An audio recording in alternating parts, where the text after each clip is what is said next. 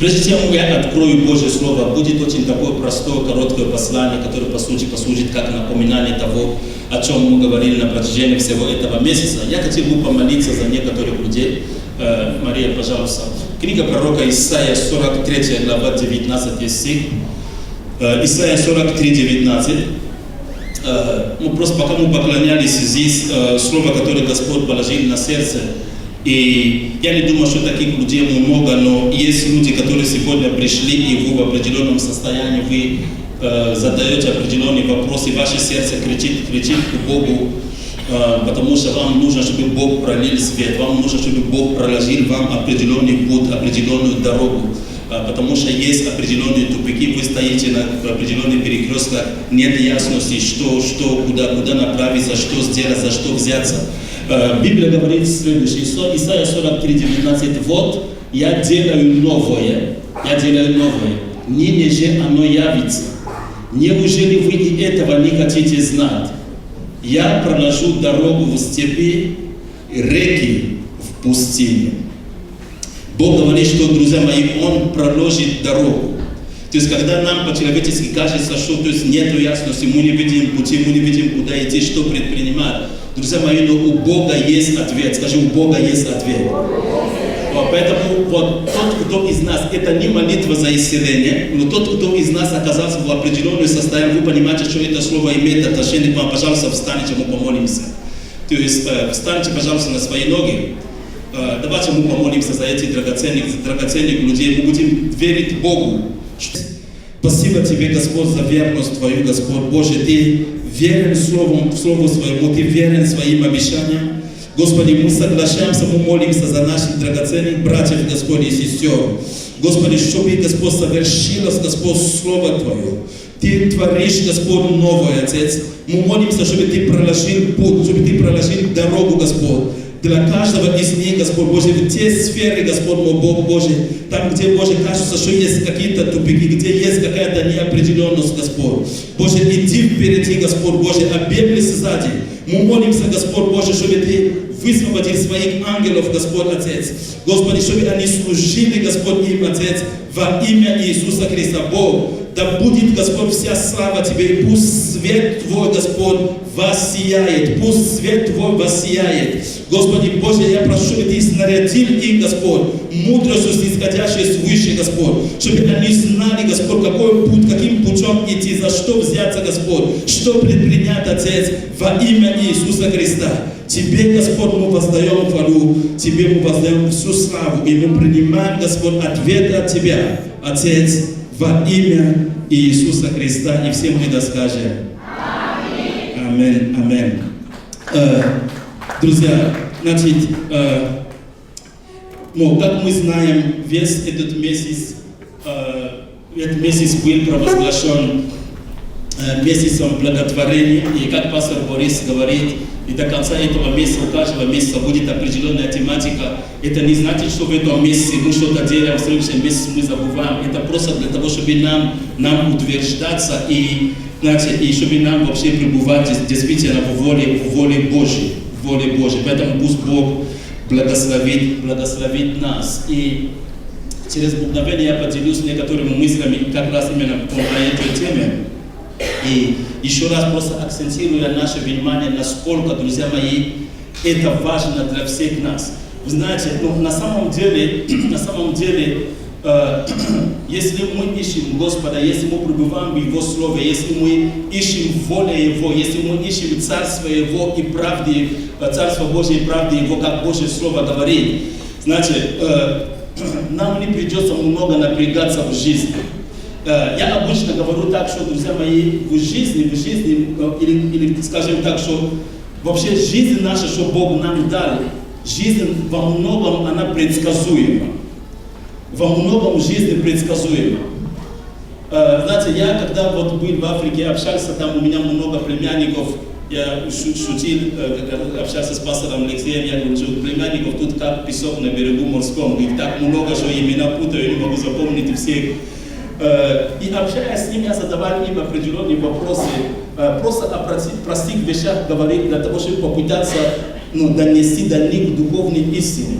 Вы знаете, когда мы берем с вами кастрюлю, мы туда наливаем воду, и мы ставим на огне, если это достигает определенной температуры, что происходит с водой? Она кипит. И заметьте, что эта вода, она будет кипеть, и в Африке закипит, и в Азии закипит, и в Америке закипит, независимо ни от чего. Почему? Потому что это принцип или это закон. Скажи аминь. Скажи аминь. Жизнь на самом деле во многом она предсказуема. Потому что жизнь наша, жизнь, которую Бог дал людям на земле, она управляется законами и принципами, которые Бог положил в своей власти, в своей премудрости. Скажи аминь. Значит, например, 1 Иоанна, давайте очень быстро простой пример. 1 Иоанна 1:9 Библия говорит, если мы исповедуем грехи наши, то Он, будучи верен и праведен, что сделает? Простит нам грехи наши и очистит нас от всякой неправды. И поэтому ничего сложного. Если я чувствую от Духа Святого обличения, что я согрешил в мыслях, делах, словах и так далее, что нужно делать? Я исповедую свой грех перед Ним. И кровь Иисуса Христа, она очищает меня от всякого греха. Скажи аминь. И поэтому, смотрите, я, в принципе, уже немного об этом говорил здесь. Есть два основные закона. Согласно Римлянам, 8 глава, 1 стих, Библия говорит, что есть так называемый закон Духа жизни во Христе Иисусе, и есть закон греха и смерти. Закон, по-другому, это универсальный принцип, который имеет предсказуемые последствия.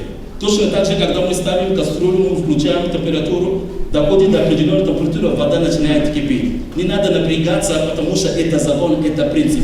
И в жизни многие вещи, друзья мои, так Бог их соделал. Скажи аминь. И поэтому всякое наше деяние, всякие наши поступки, или мы запускаем в действие закон Духа жизни во Христе Иисусе, или мы запускаем в действие закон греха и смерти. Все в нашей власти. Скажи аминь. Поэтому пусть Бог нас благословит. И также уже в следующем месяце братья служители пасторы будут говорить, август месяц у нас будет месяц покоя. Месяц покоя. Мы будем говорить о покое, потому что, значит, так много беспокойства. Особенно в последние дни Иисус говорит о том, что на земле будет уныние народов, люди в депрессиях, беспокойство. Но на самом деле Бог хочет, чтобы мы с вами, друзья мои, могли найти покой в нашей душе. Скажи аминь. Окей. Тема нашего небольшого послания сегодня, тема проповеди сегодня, взята из книги Притчи, 11 глава, стихи 23 по 25. Тема проповеди «Благотворительная душа будет насыщена». Давайте скажем вместе: «Благотворительная душа будет насыщена». Читаем этот текст.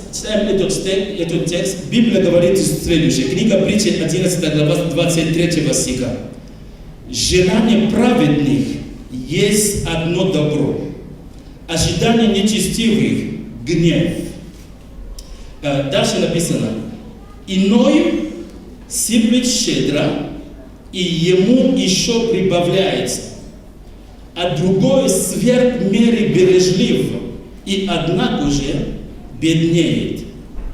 Благотворительная душа будет насыщена, и кто напояет других, тот и сам напоен будет». Скажем аминь. Аминь. Итак, несколько мыслей, несколько тезисов, прежде чем я вернусь к этому отрывку, и пусть Бог позволит нам в этом простом послании что-то услышать и что-то принять. Братья и сестры, Божье Слово показывает нам Бога как благого Бога. То есть Бог на самом деле благой. Он говорит в своем Слове, что только я знаю намерения, какое имею о вас, намерения во благо, а не на зло, чтобы дать вам будущность и надежду. Скажем аминь. Поэтому Бог благой. И интересно, что в Евангелии Божье Слово показывает, что Бог благ и к праведным, добрым и к злым. Да? Давайте посмотрим, например, на место Писания. Евангелие от Матфея, 5 глава. Евангелие от Матфея, 5 глава, стихи 44 и 45. Смотрите, что написано. Иисус говорит: «А я говорю вам, любите врагов ваших, благословляйте проклинающих вас, благотворите ненавидящих вас, и молитесь за обижающих вас и гонящих вас. Да будете сынами Отца вашего Небесного, ибо Он повелевает солнцу своему восходить над злыми и добрыми, и посылает дождь на праведных и неправедных». Бог, друзья мои, Он благой Бог. И свою благость Он проявляет как к праведным, так и к неправедным. И заметьте, что в этих стихах тут есть, между прочим, слово, здесь написано, что благотворите даже тем людям, которые вас ненавидят. То есть, если мы с вами не будем людьми духовными, то мы будем реагировать и поступать по плоти. Тебе сделали зло, тебе хочется отомстить, воздать этим же и так далее. Но Иисус говорит, что верующий человек, христианин, человек, который знает Бога, если человек тебя ненавидит, ты этому человеку желает и делаешь ему благое или доброе. Скажи аминь. Скажи аминь. Друзья мои, Бог, Он благой Бог. И очень важно, друзья мои, чтобы мы, когда мы помышляем или мы размышляем о Боге, чтобы мы были удостоверены и уверены в том, что Бог непосредственно ко мне, лично ко мне, Он благ ко мне. Что все то, что Бог делает в моей жизни, потому что Он мне желает блага. Иногда Он допускает мне пройти определенные испытания, но это все в итоге во благо для меня. Скажи аминь. Значит, когда мы читаем историю про Иосифа в Ветхом Завете, иногда может казаться так, что как такое может происходить с человеком, если с ним Бог. А значит, с Иосифом был Бог на протяжении всего его жизненного пути. Был Бог, он проходил определенные испытания, но Бог готовил его к чему-то. Бог его каким-то образом формировал. И Библия говорит, что в железо вошла душа его. Почему? Потому что Бог имел что-то очень важное, очень ценное для него. И чтобы привести его туда, он должен был прийти туда готовым. Скажи аминь. Теперь, Деяния апостолов, 10 глава, 38 стих. Этот стих был в одном из постеров на протяжении этого месяца. Говоря об Иисусе, апостол Петр, когда проповедовал в дом Корнилии, он сказал следующие слова. Деяния апостолов 10:38, он сказал следующие слова. Как Бог Духом Святым и силой, 10:38 Деяния апостолов, как Бог Духом Святым и силой помазал Иисуса из Назарета, и Он ходил благотворя, давай скажем, благотворя. Он ходил благотворя и исцеляя всех обладаемых дьяволом, потому что Бог был с ним. Друзья мои, давайте мы заметим, что Петр акцентирует внимание и говорит, что Иисус, Он был помазан Духом Святым, Он был помазан силой. И первое, что Иисус делал, будучи помазанным силой и Духом Святым, Он благотворил. То есть Иисус не только чудеса делал, Он не только бесов изгонял, Он не только больных исцелял. Вот то помазание, которое было на Нем, та сила, которая была на Нем от Духа Святого, влекло Его к тому, чтобы Он мог делать добрые дела, чтобы Он мог делать что-то благое, что-то доброе для людей. Скажи аминь.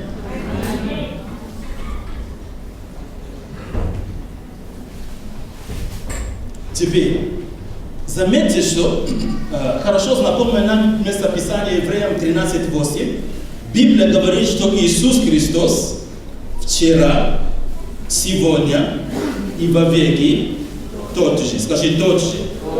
То есть это означает, что если в дни Его служения земного, если Он, будучи помазанным, Он ходил и Он благотворил, если Он сегодня тот же, это означает, что сегодня также Иисус Христос уже через свою церковь, друзья мои, которая помазана Духом Святым и силой, Он желает также ходить и прежде всего благотворить. Скажи аминь. Теперь, послание Галатам 5 глава. Послание Галатам 5 глава, стихи 21 и 22. Апостол Павел в этой 5 главе он говорит нам о делах плоти, он говорит о плоде Духа, и он обращает внимание на то, что насколько важно для нас быть водимым Духом, или иначе, чтобы мы были под властью или под руководством живущего в нас Святого Духа, чтобы мы не исполняли, да, не поступали по плоти и так далее. И когда он перечисляет вот эти 9 аспектов, то, что заключается в плоде Духа, одна из вещей, он говорит, плод же Духа, любовь, радость, мир, долготерпение. И он говорит также о благости. Он говорит о благости, друзья мои. Если вы внимательно будете читать эту 5 главу, вы увидите, что Павел по сути говорит, что проявлять характер Христов, это на самом деле проявлять плод Духа. Вот поэтому, почему он в конце будет сказать, что на таковых нет закона. То есть нет закона, который запрещал бы жить по этим принципам, потому что это и есть характер Христов. Но заметьте, что здесь речь идет также о благости.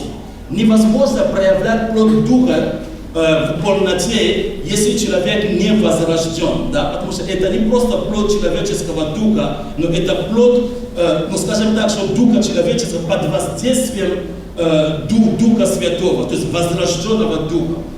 Скажи аминь. Теперь, одна из основных причин, почему Бог благ, мы можем найти в послании к Римлянам во 2 главе, в 4 стихе. То есть, почему это важно, почему Бог проявляет себя как благого Бога. Римлянам 2:4 написано: «Или пренебрегаешь богатство, благости, кротости и долготерпения Божия, не разумея, что благость Божия ведет тебя к покаянию». То есть, одна из причин, почему Бог проявляет благость, друзья мои, потому что благость Божия ведет людей, ведет человека к покаянию. Скажи аминь. Другими словами, друзья мои, когда мы говорим о благотворении, мы должны понимать, что когда мы участвуем в этом служении, через это Бог многих людей будет приводить к покаянию. Скажи аминь. Благость Божия, друзья мои, ведет человека к покаянию. Теперь давайте мы вернемся немного к тому тексту, с чего мы начали. Книга Притчи, 11 глава, 23 стиха. Написано, что желание праведных есть одно добро. Есть здесь праведные люди? Да. Людей, кого Бог оправдал по вере во Христа Иисуса. Людей, кого Бог объявил невиновным и дал им в дар праведность Иисуса Христа. И Библия говорит, что когда мы облачены этой праведностью, желание праведных, друзья мои, есть одно добро. Скажи аминь. Теперь, что мы читаем здесь еще? Смотрите, в 24 стихе написано, что, то есть это надо как бы вот смотреть как бы в контексте, да, этот отрывок. Иное сыплет щедро, и ему еще прибавляется. Знаете, когда в церкви говорится о щедрости, когда говорится о даянии, очень важно, чтобы мы с вами знаете, имели правильное понимание. Написано, что иной сыплет щедро, но ему еще прибавляется. В противовес сказано, что другой человек, он сверх меры бережлив, однако ситуация в его жизни не меняется к лучшему. Братья и сестры, нужно понимать, что, знаете, когда мы даем, и при этом речь не идет только о том, что мы можем делать в церкви на пожертвования, когда просто мы люди щедрые, когда мы умеем делиться с другими людьми, особенно с теми, кто оказался в нужде, Бог про нас, друзья мои, не забудет. Кто согласен со мной, скажи аминь. И в этом нужно быть уверенным, друзья мои, и не бояться ничего, и не пытаться быть, знаете, сверх меры бережливым и так далее. Нужно быть людьми даятелями, потому что наш Бог даятель, а мы его дети, мы подражаем ему. Понятно, что есть определенная рассудительность, к чему Божье Слово нас призывает. То есть речь не идет о том, что ты взял то, что есть в доме, и ты все раздал, твои дети остались голодными, голыми там и так далее. Речь не об этом идет. Но, друзья мои, мы должны быть людьми щедрыми, мы должны быть даятелями. И когда это в нас есть и умножается, друзья мои, мы будем видеть, как Бог больше и больше будет заботиться о нас. Скажи аминь. Тот, кто сыпет щедро, Библия говорит, написано, что ему прибавляется еще, ему еще прибавляется. То есть это возвращает нам, потому что я пытался говорить, что, друзья мои, в жизни многие вещи, они предсказуемы. Не надо быть пророком, не надо быть сверхумным и так далее. Это просто принципы, которые Бог заложил. Если я позабочусь о том, чтобы сеять щедро в жизни других людей, в меру тех возможностей, которые у меня есть, Бог знает, как восполнять мои нужды, Бог знает, как меня благословить, как выйти навстречу. Скажи аминь.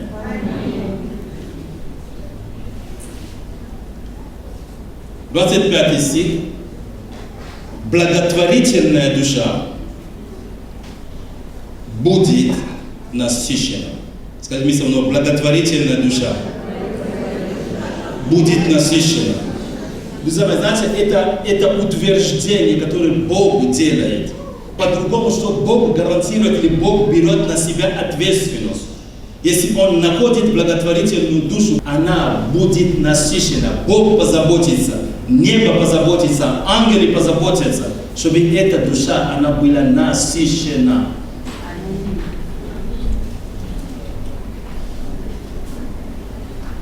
И кто напояет других, сказано, что тот и сам напоен будет. Кто напояет других, тот и сам напоен будет. Не хватит мне времени привести примеры, но в Библии она полна, друзья мои, примеров. Как так Ветхий Завет, так и Новый Завет. Библия полна примеров, множество примеров в Божьем Слове. Людей, которые напояли других, и которые в результате сами были напоены. Людей, которые были благотворителями, которые участвовали в нуждах других людей. И как Бог удивительным образом, совершенно неожиданно, с той стороны, откуда вообще не могли ожидать, как Бог приходил в нужный момент и благословлял и восполнял нужды этих людей. Скажи аминь. Теперь,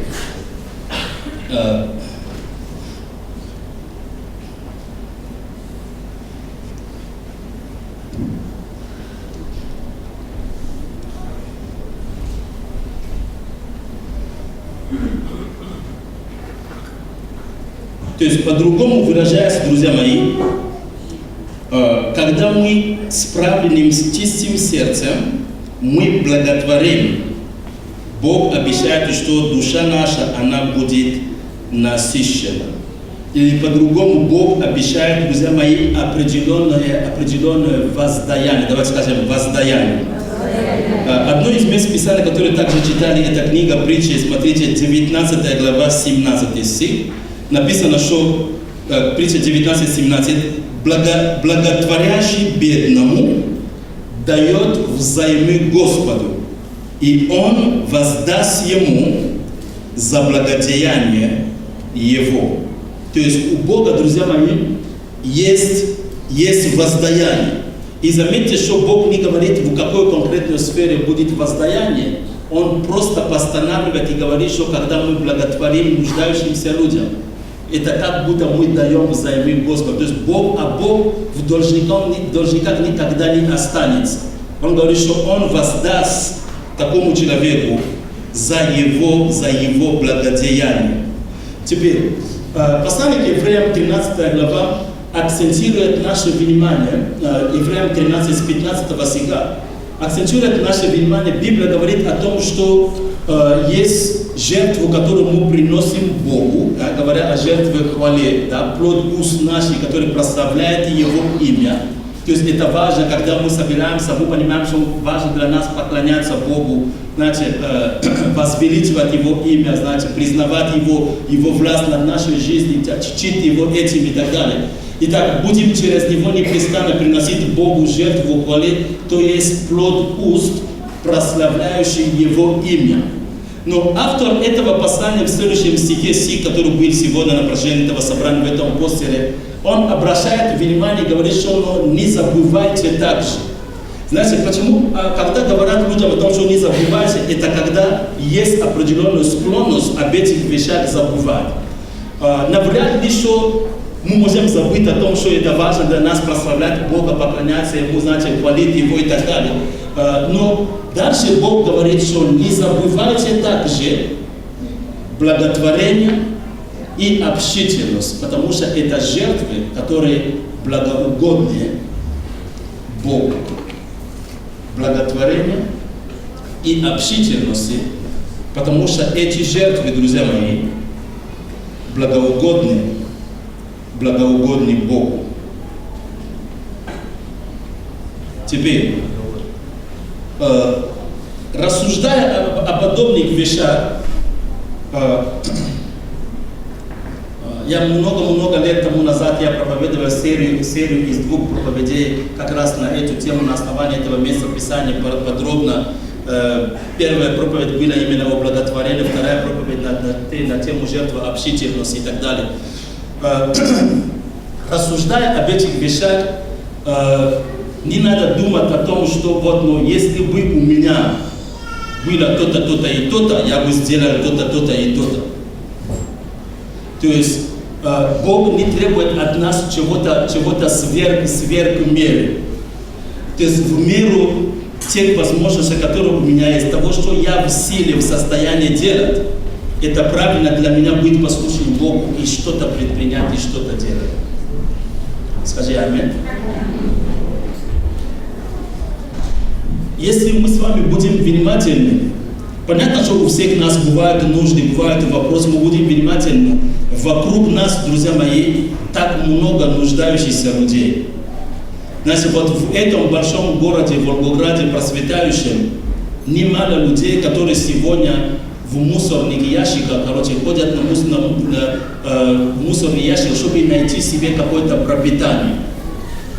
Знаете, пару месяцев назад я как бы уже давно не встречал вот такие, я подхожу, выбрасываю мусор, уже утро, мне уже идти на работу.